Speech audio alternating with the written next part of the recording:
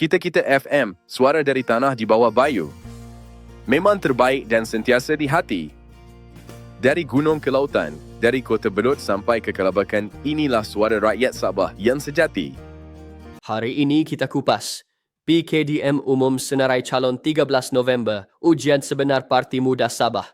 Langkah PKDM mengumumkan senarai calon pada 13 November di Palace Hotel Kota Kinabalu.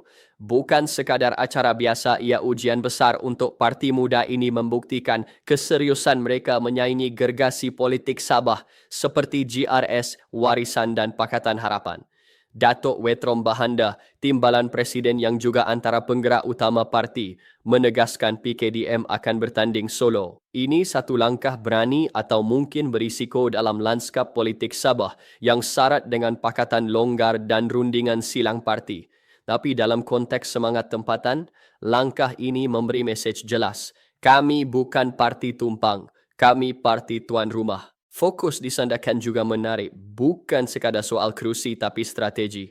Dengan menumpukan pada komuniti perniagaan dan sekolah Cina, PKDM sedang mencuba menembusi kawasan yang selama ini dikuasai parti besar seperti DAP dan PBS.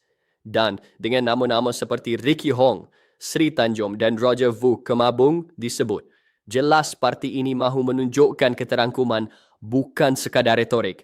Tambahan pula, kenyataan Wetrom bahawa jawatan kepimpinan tertinggi parti akan diberikan kepada wakil komuniti Cina ialah langkah politik matang, bukan hanya memancing undi, tapi membina persepsi parti berbilang kaum dengan wajah Sabah sebenar. Namun, di sebalik semangat itu, soal kekuatan jentera dan dana akan jadi ukuran. PKDM masih baharu dan berdepan cabaran besar untuk memastikan setiap 37 kawasan yang dimuktamadkan benar-benar hidup di lapangan. Persoalannya, di manakah 37 kawasan yang bakal PKDM bertanding?